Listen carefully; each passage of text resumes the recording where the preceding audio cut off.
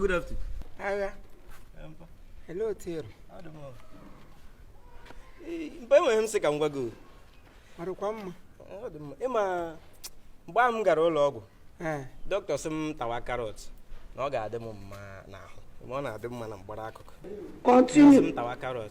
Onye sị ka nle ma ịma anwụ dị too much. Sị ka nle ma m ga-anara gị kii moto gị. Ịma izu moto dị na ya ada ihe na-adịziri anyị izu. Anyị na-agazi na-aga everywhere dị oke. Dọkịta sị gị tawa karọt. Maka ahụ. Ka onwe ka emejie gị ahụ. Ime onye ahụ na-adịghị adị mma ịga n'anwụ. Awụ ụtọ nwa m. M na onwe m nọ n'anwụ nọ ga-aka mgbe. O shiele m. Anwụ amagarala mapụ m sakramental na ahụ maga m novena n'ime. Machi. Ọ sị gị tawa karọt. Ele ebe isi chọrọ ịgazi? Na nke mma onye a ma ebe a na-ere watermelon. Ke nwaanyị ọcha. N'isi ebe a. Nwaanyị na-anọ dị ọcha gbịrịgbịrị. Ke na-erekwenụ ma kukumba ma ntamimo.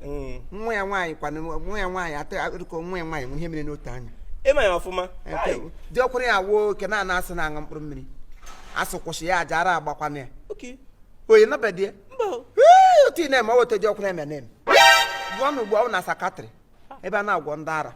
From dude ya gaba orthopedic ebe asa agwọtacha ya agazi orthopedic ga-mejikọrọ ya isi. Ọ nga naanị ịmadị ihe na-eme.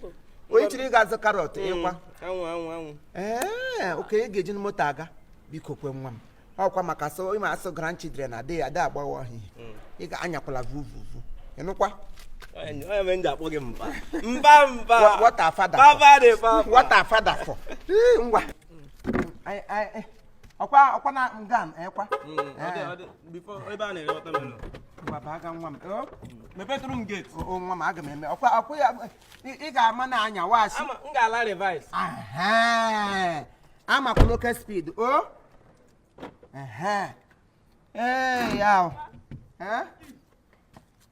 Ngwa na gaba akwa revise. Tige. Ki kwanne. Ki dị mma. Ki akwa mmeghe gate. Gate a ga-akụwa ya akụwa mana moto onye nwe enu ji ki ya. Ịnụkwa?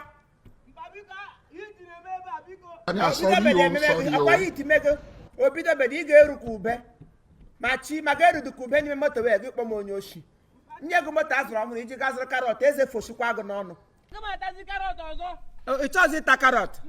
Mgbata akụkụ mba. Karọt iji emezi ahụ iburu moto m garee. Nna gị wụdị ọkwụra m o mere m ọnụ ya mụọ lion wụsara m nga agbafuo. Nwunye ya ka e tụrụ ya n'uwe onye zụrụ moto m bụ ize ego moto ke m ka iji gazụrụ karọt nkịtị. Eze ga-efosi gị n'ọnụ. Ki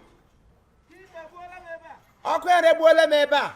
May God not allow them, make them kill you. Tawa nna m kukumba n'ọkwụ ngwa ị ga-azụ ma kukumba ma ele ahịa nna m gaba move rekwe m n'onye nga ya aka kwa m na-ene gị device ngwa chire ngwa. Oh, Amumu not too much.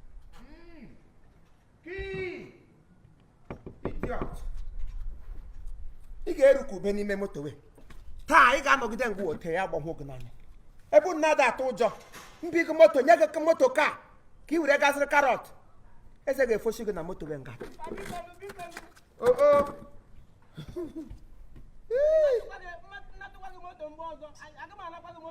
Nna m na moto. How many times will they tell you? Grandchild ka ịwụ na moto dị mma ọnụna. Ị ga-erukwa ube bredi. You will end up in McDonald's. In fact, you will end up in McDonald's. That's what I meant. I really meant what I'm saying. Ị ga-erukwa ube bredi etigile m gị n'ime oven. There is God.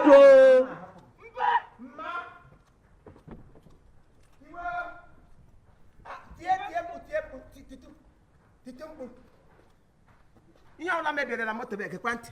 Ihe ọla mebieli enu. Ka ugbu a n'ime moto ka ị nọ n'ime latrin ka m ga-akpọchi gị.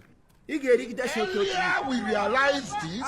The earlier every one of you realize it, the better it will be for us. Hey!